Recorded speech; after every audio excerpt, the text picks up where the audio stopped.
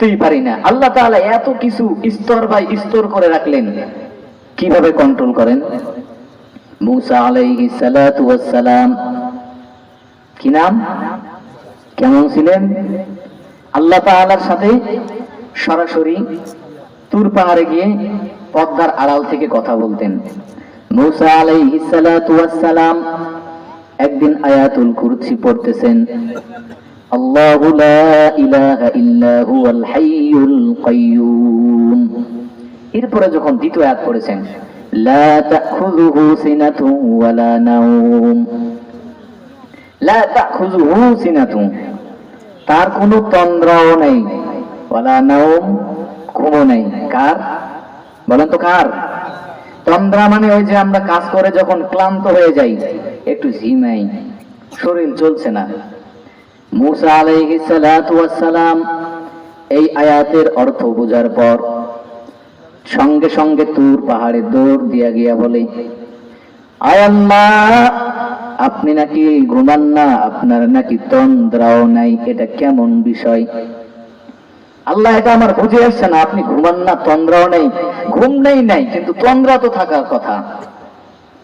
আল্লাহ তাআলা বলে, রে মুসা, একটা কাচের গ্লাসের মধ্যে পানি নিয়ে দাঁড়াইয়া যাও। কিসের মধ্যে ভাই? কাচের গ্লাসের মধ্যে পানি নিয়ে দাঁড়াইয়া যাও। মুসা আলাইহিস সালাতু ওয়াস সালাম কাচের গ্লাসের মধ্যে পানি নিয়ে এইভাবে দাঁড়ায় আছেন। কিছুক্ষণ থাকার পর শরীরের মধ্যে, যেহেতু মানুষ, তন্দ্রা আসবে না, একটু ঝিমানি আসছে। হাত থেকে হঠাৎ করে গ্লাসটা পড়ে ভেঙে গেল।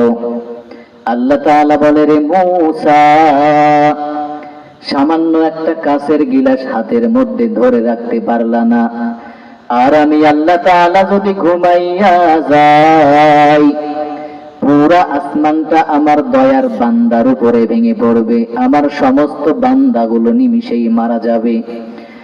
আমি আল্লাহ তো বললাম রব্বুল আলামিন,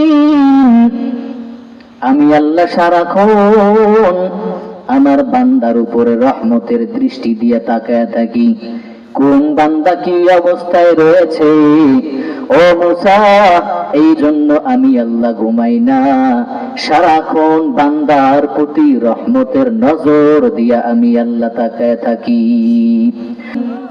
মাওলার পরিচয় এক নম্বরে তোমার অন্তরের ভিতরে নিয়ে আসতে হবে। ওই মাওলার পরিচয় কেমনে পাইবা? আল্লাহ তাআলা বলেন, ওয়াফি আনফুসিকুম আফালা তুবসিরুন। এই দুনিয়ার মানুষ, আমি আল্লাহ তাআলা আমার পরিচয়টা তোমার ভিতরেই দিয়ে রাখছি, একটু তালাশ করিয়া দেখো, নিজের মধ্যে আমি আল্লাহর পরিচয় পেয়ে যাবা।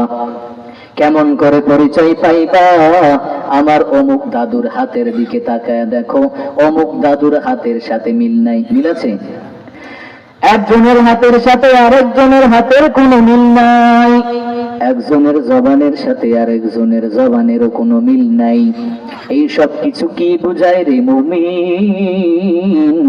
আমি আল্লাহ তাআলা তোমারে কত সুন্দর নিপুণ কারিগর হিসেবে বানাইছি, এইগুলো দেখিয়া আমি আল্লাহ তাআলার পরিচয়টা খুঁজিয়া নাও। ও বান্দা, আমার পরিচয় যদি না পাও রে বান্দা,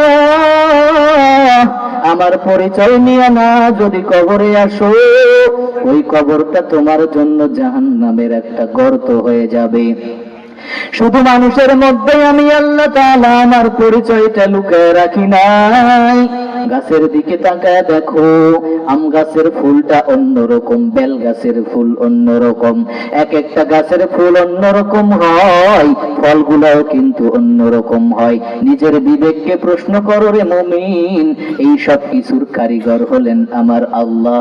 এতেই বোঝা যায় তোমার আমার আল্লাহ আছেন একজন, তিনি হলেন একজন নিপুণ কারিগর, দয়ালু। ও আল্লাহর পরিচয় যখন তোমার ভিতরে আসবে, দুনিয়ার কোন মহব্বত তোমার অন্তরে আর তখন প্রবেশ করতে পারবে না। কিসের দুনিয়া, কিসের নারী, কিসের গাড়ি, কিসের বাড়ি, সবকিছুকে লাথি দিয়ে একমাত্র আল্লাহর জন্য পাগল হয়ে যাইবা। মুয়াজ্জিন যখন আযান দিয়ে ডাক দেয়, সঙ্গে সঙ্গে দুনিয়ার সামান্য কাজকে লাথি দিয়ে মসজিদের পানে তুমি দৌড় দিবা। এটাই হচ্ছে আল্লাহ তাআলার সাথে একটা সম্পর্ক রাখার একটা মাধ্যম। যখন বান্দা তোমার পরিচয় আল্লাহর সাথে আসবে, তখন তোমার কানেকশন দিন দিন আল্লাহর সাথে মহাব্বতের যেই একটা মাধ্যম রয়েছে, এটা কিন্তু বাড়তেই থাকবে। হঠাৎ যদি জামাই এসে রাত্রেবেলা শ্বশুরকে ডাক দেয়, শ্বশুর আব্বা দরজাটা খুলে দেন, সঙ্গে সঙ্গে শ্বশুর দৌড়াইয়া এসে দরজা খুলে দেয়। কেন রে বাবা? একটাই কারণ, ওই জামাইয়ের সাথে শ্বশুরের একটা কানেকশন আছে, মহব্বত আছে, পরিচিতি আছে, যে ওটা হলো আমার জামাই, আমি হলাম তার শ্বশুর। পরিচিতির কারণে খুলে দেয়, না এমনি খুলে দিবেন? যদি বেনামি আওয়াজ বুঝে যায় না, রাতের বেলা ডাক দেয়, খুলবেন? না জানি কোনো চোর এসে যদি আপনাকে আবার সাইজ করে। অতএব পরিচয় ছাড়া কখনো মানুষ কারো কাছে যায় না।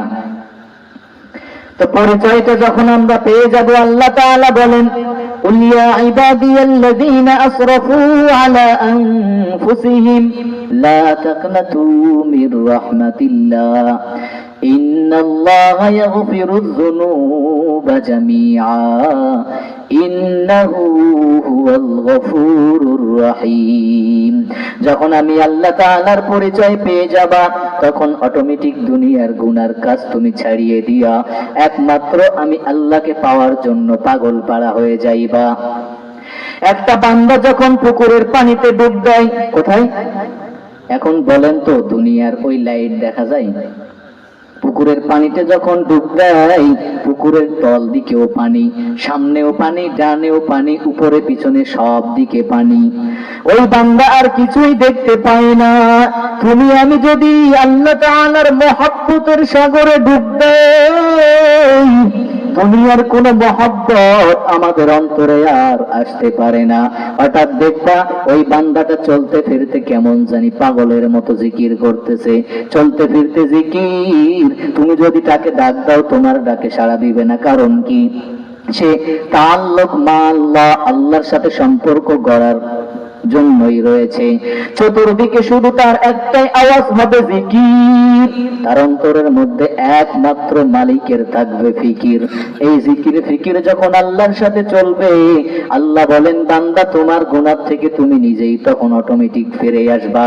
আর যখন তুমি ফিরে আসবা, আমি আল্লাহ তাআলা তোমার জীবনের সমস্ত গুনাহ খাতাগুলো মাফ করার জন্য এই আয়াতের মধ্যে তওবার ঘোষণা দিলাম। কিসের ঘোষণা দিয়েছেন? তওবা। প্রত্যেকটা কাজে যদি ছোট্ট একটা ভুল করে ফেলি, সাথে সাথে তওবা করে ফেলবো। তওবা এমন একটা সম্পদ, কোন বেঈমান যদি তওবা করে, ইমানদার না বেঈমান, হায়াত শেষ, প্রায় 40 বছর কেটে গেছে, এই বেঈমান যদি তওবা করে, তার জীবনের পূর্বের সমস্ত গুনাহ খাতা মাফ হয়ে তার নামে নতুন একটা আমলনামা শুরু হয়। সুবহানাল্লাহ বলেন। তো আমরা তওবা করতে প্রস্তুত আছি তো? আর দুনিয়ার মহব্বত আল্লাহ তাআলা আমাদের অন্তর থেকে যেন বের করে দেয়। আর চলবে